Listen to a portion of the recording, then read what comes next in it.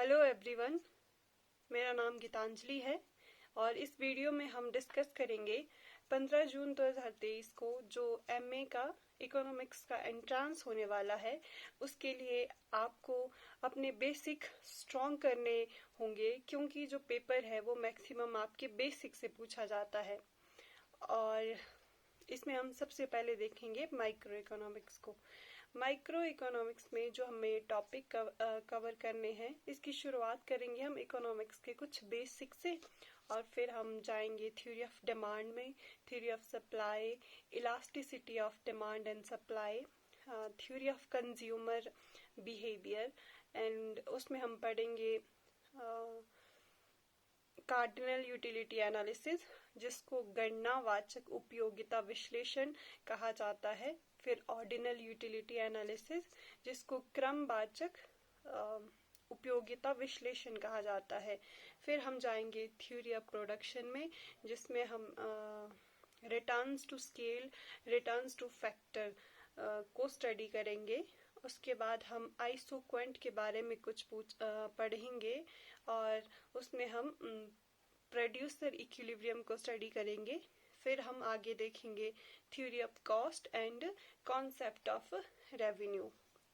Economics के introduction में आपको इकोनॉमिक्स की डेफिनेशन तो मैं मान के चलती हूँ कि सभी को पता होगी।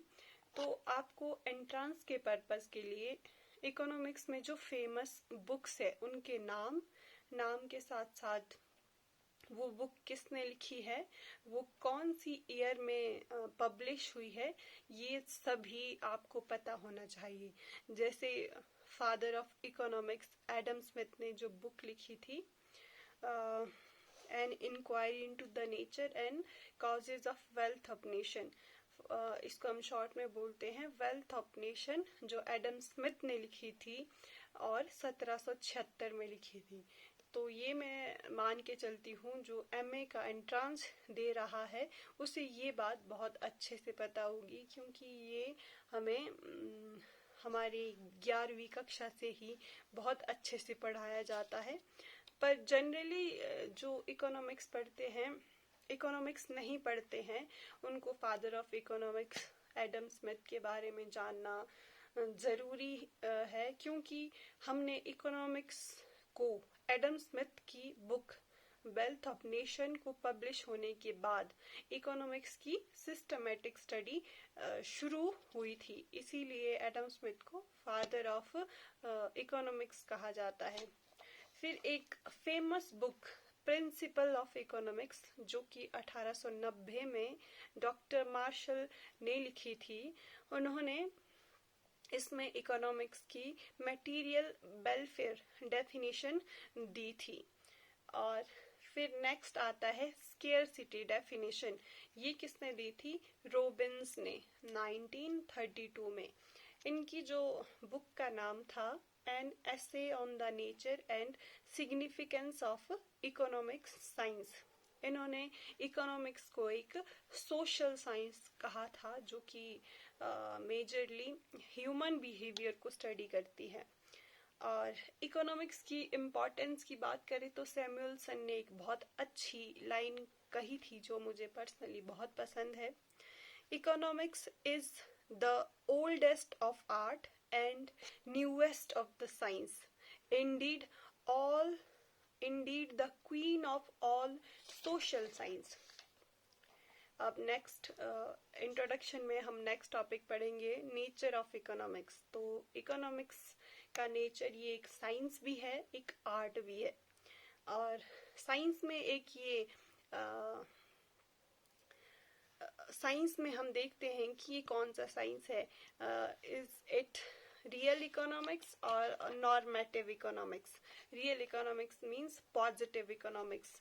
पॉजिटिव इकोनॉमिक्स वो होती है जिसमें जो जैसा है उसको वैसा ही स्टडी किया जाता है। तो इकोनॉमिक्स में हम देखते हैं कि कुछ फैक्टर जो जैसे हैं उनको हम वैसे ही स्टडी करते हैं, और कुछ को हम इस तरह से स्टडी करते हैं कि वो उसकी आइडियल सिचुएशन क्या हो सकती है।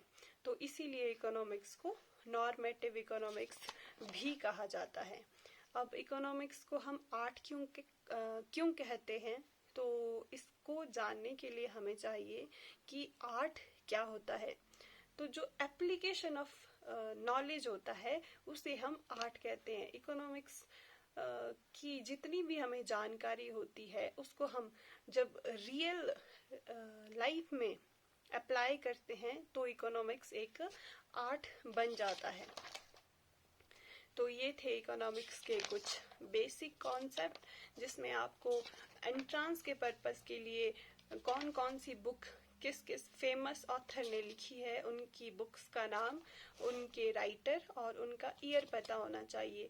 क्वेश्चन आपको क्रोनोलॉजिकल ऑर्डर में भी आ सकता है कि सबसे पहले कौन सी बुक प्रकाशित हुई, किस राइटर ने वह प्रकाशित की। अब जो इकोनॉमिक्स, एक क्वेश्चन मैंने ऐसा भी देखा था कि इकोनॉमिक्स कौन सी भाषा के शब्द से आया है। जैसे इकोनॉमिक्स डिराइव हुआ है ओइकोस नीमीन से, तो ओइकोस नीमीन एक ग्रीक वर्ड था जिसका मतलब होता है हाउस होल्ड मैनेजमेंट। अब नेक्स्ट कॉन्सेप्ट है, ये भी एक हम इकोनॉमिक्स का बेसिक ही हम इसे कहेंगे, theory of demand. Theory of demand क्या होता है? सबसे पहले तो हमें पता होना चाहिए कि डिमांड क्या होता है। डिमांड की मेजरली 5 कैरेक्टरिस्टिक्स होती हैं। सबसे पहले कि आपकी डिजायर होनी चाहिए, और उस डिजायर को पूरा करने के लिए आपके पास वेल्थ होना चाहिए, पैसा होना चाहिए, और फिर आपको वो पैसे खर्च करने की भी डिजायर होनी चाहिए, जिसको हम विलिंगनेस कहते हैं। और फिर उस जो आप वस्तु खरीदना चाहते हैं उसकी प्राइस आपको पता होनी चाहिए, और एक निश्चित समय अवधि का होना भी डिमांड का एक आवश्यक तत्व है। तो इन 5 चीजों को मिलाकर बनता है डिमांड। अब आया next is types of demand.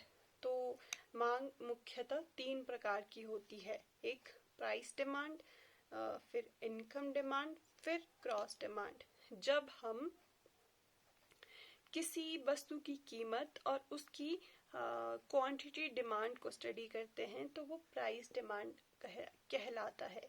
जब हम किसी वस्तु की इनकम और उस वस्तु की, किसी विशेष वस्तु की मांगी गई मात्रा को स्टडी करते हैं, क्वांटिटी डिमांड को स्टडी करते हैं, तब वो होगी इनकम डिमांड। जब एक वस्तु की, मान लीजिए 2 वस्तुएं आपस में जुड़ी इस तरह से है कि एक वस्तु की कीमत में परिवर्तन होने से दूसरे वस्तु की कीमत में परिवर्तन हो जाता, दूसरे वस्तु की मांग में परिवर्तन हो जाता है, तो हमें उसका जब रिलेशन स्टडी करते हैं तो उसे कहते हैं क्रॉस डिमांड। अब लॉ ऑफ डिमांड क्या होता है? Law of demand states inverse relationship between price and quantity demanded. अब आप किसी वस्तु को डिमांड करते हैं, किसी गुड को डिमांड करते हैं, तो कौन कौन से फैक्टर आपकी डिमांड को अफेक्ट करते हैं? तो उसमें होता है कि उस वस्तु की कीमत कितनी है, आपकी इनकम कितनी है, और आपके टेस्ट एंड प्रेफरेंसेस क्या है, आपकी फ्यूचर में उस गुड की प्राइस की एक्सपेक्टेशन क्या है। इन सभी चीजों पर आपकी डिमांड डिपेंड करती है। पर जो लॉ ऑफ डिमांड है वो सिर्फ रिलेशनशिप बताता है उसकी, किसी वस्तु की मांग और उसकी प्राइस के बीच। अब हम आगे बढ़ते हैं। तो लॉ ऑफ डिमांड का स्लोप नेगेटिव होता है। नेगेटिव होने का मतलब है कि आप कम प्राइस पे ज्यादा गुड्स खरीदेंगे। अब ये लॉ ऑफ डिमांड या डिमांड कर्व का स्लोप नेगेटिव क्यों होता है? इसके मुख्यतः 5 कारण है। Law of diminishing marginal utility, इस लॉ को हम कंज्यूमर बिहेवियर में भी पढ़ेंगे। इसका मतलब होता है कि जब हम किसी वस्तु को अधिक से अधिक मात्रा में कंज्यूम करते हैं तो जो अगली जो हम नेक्स्ट गुड को कंज्यूम करते हैं तो उससे मिलने वाली यूटिलिटी डिमिनिश होने लगती है, मतलब अगली इकाई हमें कम इम्पोर्टेंट लगने लगती है। जैसे मान लीजिए आपकी चाहे कोई कितनी भी फेवरेट डिश क्यों ना हो, जब आप उसको बहुत ज्यादा खाते हैं तो एक टाइम के बाद वो फीकी लगने लगती है, उसमें स्वाद नहीं आता। तो इसे हम law of diminishing marginal utility कहते हैं। Next is income effect. अब इनकम इफेक्ट जनरली नाम से हमें ये समझ आता है कि इसका रिलेशन इनकम के साथ होगा, कि quantity demanded is related to income, but here we are talking about relative income effect. When price of certain good changes, the good become, for example, price of certain good decreases, then any good become cheaper and real income increases. This is called relative income effect. और next reason is substitution effect. ये होता है कि जब कोई related good की price कम होती है तो रिलेटिवली जो जिस वस्तु की कीमत कम होती है तो वो दूसरी वस्तु की तुलना में सस्ती हो जाती है और हम सस्ती वस्तु को खरीदना ज्यादा पसंद करते हैं। This is called substitution effect. एक होता है साइज ऑफ कंज्यूमर। जितने ज्यादा लोग किसी वस्तु को खरीदेंगे उसकी प्राइस उतनी ज्यादा होगी, जितने कम खरीदेंगे तो उसकी प्राइस उतनी कम होगी। और जो गुड्स होती हैं उसके डिफरेंट यूजेस होते हैं। फॉर एग्जांपल हम दूध को बहुत सारे कामों में यूज करते हैं। अब next is exception of law of demand. इसमें सबसे पहले आता है प्रतिष्ठा सूचक वस्तु, आर्टिकल ऑफ डिस्टिंक्शन। हम कई बार सोचते हैं कि हमारे पास कुछ महंगी सी घड़ी होगी तो हमारी प्रतिष्ठा ज्यादा होगी, हम ज्यादा अट्रैक्टिव लगेंगे, तो हम महंगी चीज को खरीदना पसंद करते हैं।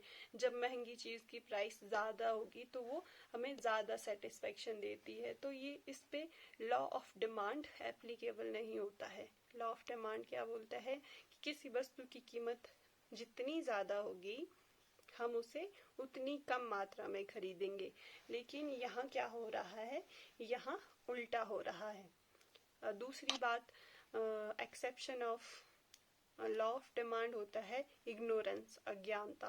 हमारे दिमाग में ये बात होती है कि जितनी ज्यादा महंगी होगी उतनी ज्यादा अच्छी होगी। और अगला एक इम्पॉर्टेंट जिससे आपके एग्जाम में क्वेश्चन बनता है वह है गिवन गुड्स। इससे गिवन गुड्स इसीलिए कहा जाता है क्योंकि इसको एक्सप्लेन जिसने किया था, इस कॉन्सेप्ट को एक्सप्लेन जिसने किया था उनका नाम था सर रॉबर्ट गिफन। गिवन गुड्स वे गुड्स होती है जिनकी डिमांड उनकी प्राइस इंक्रीज होने से बढ़ती है। अब आप कहेंगे कि जो प्रतिष्ठा सूचक वस्तु होती है उसमें भी तो ऐसा होता है, उसमें और गिवन गुड्स में ये फर्क है कि गिवन गुड्स इंफीरियर क्वालिटी की गुड्स होती हैं, कि ऐसी इंफीरियर क्वालिटी की गुड्स जिनकी प्राइस बढ़ने के बावजूद भी हम उसका कंजम्पशन बढ़ा देते हैं। तो ये होता है गिवन गुड्स। फिर मान लीजिए आपको एक्सपेक्टेशन है कि नियर फ्यूचर आपकी प्राइस में कमी या वृद्धि होगी तो उस पे भी लॉ ऑफ डिमांड एप्लीकेबल नहीं होगा। Possibility of decrease in supply, मान लीजिए आपको लगता है कि इन फ्यूचर किसी गुड्स की